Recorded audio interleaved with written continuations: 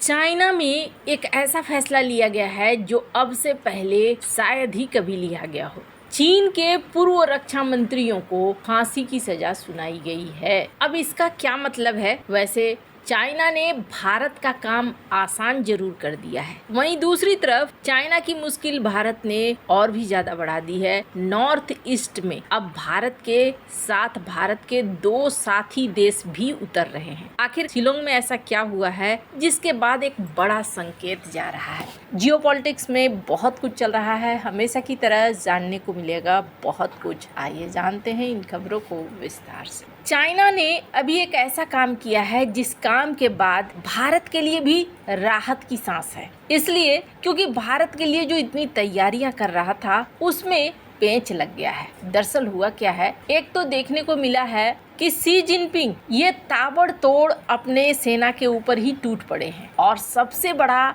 राजनीतिक और सैन्य दोनों झटका देखने को ऐसे मिला है कि चीन के पूर्व रक्षा मंत्री वेई फेंग और ली सांगफू इनको भ्रष्टाचार के मामले में मृत्यु सुनाया गया है 2 साल की राहत के साथ, यानी 2 साल की राहत के साथ मौत की सजा सुनाई गई है। अब इसका मतलब क्या है? क्या उनको तुरंत फांसी हो जाएगी? चीन में अगर इस तरीके के सजा सुनाए जाते हैं तो इसका मतलब आमतौर पर तुरंत फांसी नहीं होता है। अगर आरोपी अगले 2 साल तक कोई गंभीर अपराध नहीं करता है तो सजा अक्सर आजीवन कारावास में बदल जाती है। लेकिन इस केस में रिपोर्ट्स के अनुसार बाद में भी पैरोल नहीं मिलेगा या फिर किसी तरीके का छूट नहीं मिलेगा, यानी कि जीवन भर हो सकता है जेल में ही रहना पड़े। अब दोनों पर आरोप क्या थे? बड़े पैमाने पर रिश्वत लेना, सेना में पोस्टिंग और प्रमोशन में गड़बड़ी करना, रक्षा के खरीद में भ्रष्टाचार और अपने पद का दुरुपयोग। ये मामला इतना बड़ा क्यों माना जा रहा है? दोनों चीन के रक्षा मंत्री रह चुके हैं।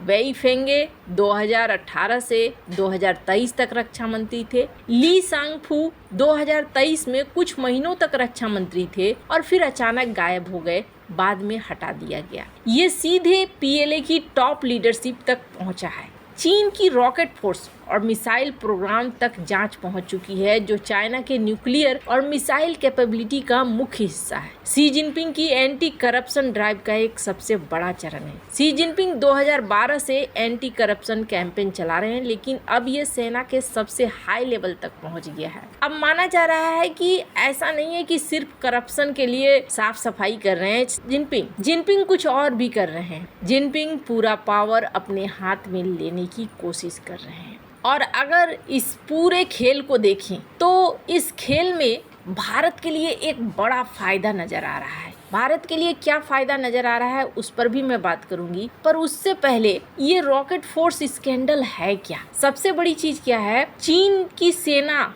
जिसे शी जिनपिंग एक ऐसी सेना बनाना चाहते हैं जो दुनिया की सबसे ताकतवर सेना हो, इसमें एक सबसे बड़ा अंग है इनका रॉकेट फोर्स। और रॉकेट फोर्स को लेकर शी जिनपिंग ये सोचते थे कि उनकी सेना तैयार है, पर हुआ क्या है? रॉकेट फोर्स जो चीन की वो मिलिट्री ब्रांच है, न्यूक्लियर मिसाइल संभालती है, लॉन्ग रेंज की बैलिस्टिक मिसाइल ऑपरेट करती है और ये फोर्स बहुत खास मानी जाती है। इसे कहा जाता है चाइना की मिलिट्री का मुकुट, क्योंकि ये बीजिंग के न्यूक्लियर प्रोग्राम का मुख्य हिस्सा है। लेकिन साल 2023 के आसपास अचानक से कई टॉप के जनरल गायब होने लगे। रॉकेट फोर्स कमांडर को हटाया जाने लगा, उनके डिप्टी कई सीनियर ऑफिसर वो भी इन्वेस्टिगेशन में चले गए। बाद में रक्षा मंत्री ली सांगफू भी गिर गए। फिर पर्ज और ज्यादा फैलती चली गई। आरोप लगा मिसाइल कॉन्ट्रैक्ट में रिश्वत लिया गया, कमजोर इक्विपमेंट खरीदे गए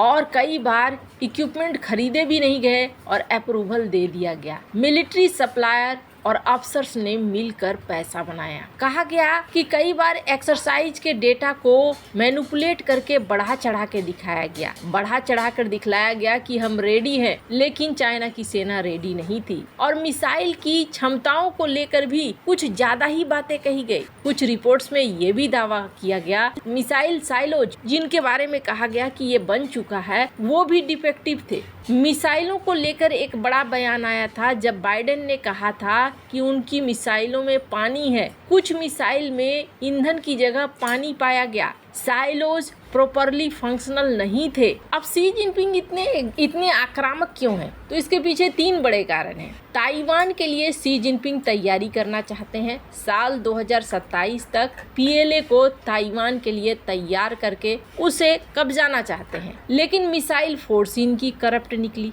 शी के लिए लॉयल्टी करप्शन जितनी बड़ी ही समस्या है। कई अफसरों को इसलिए हटाया गया क्योंकि उन्हें लगा कि इनके साथ यकीन नहीं किया जाता है। तीसरा, न्यूक्लियर इंफॉर्मेशन भी कहा जाता है कई मामलों में लीक हुई। इस वजह से भी 100 से ज्यादा PLA के अफसरों को निकाला गया, उनको हटाया गया। कई कमांडर, पॉलिटिकल लोग, कई लोगों को हटाया गया। वैसे चाइना पर क्या असर पड़ा है इसका? कमांड चेन कमजोर हो गई है, एक्सपीरियंस जनरल्स को हटा दिया गया है, मिलिट्री डिसीजन धीमी हुई है, ताइवान को लेकर तैयारियों पर भी सवाल उठ रहा है। और अब शी क्या चाहते हैं कि ज्यादा लॉयल अफसर आएंगे, करप्शन कम होगा और पार्टी कंट्रोल मजबूत होगा। अब भारत की बात करें तो भारत के लिए ये क्यों खास है? क्यों मैंने ऐसा कहा? नॉर्थ ईस्ट में अगर आप देखेंगे, ये अभी भारत के लिए बहुत ही ज्यादा महत्वपूर्ण है। और बे ऑफ बंगाल की खाड़ी, मैंने पहले भी कहा है, अगले जंग का मैदान बंगाल की खाड़ी ही बनेगा। और यहाँ पर आपको 2 भारत के दोस्त देश एक्टिव दिख रहे हैं।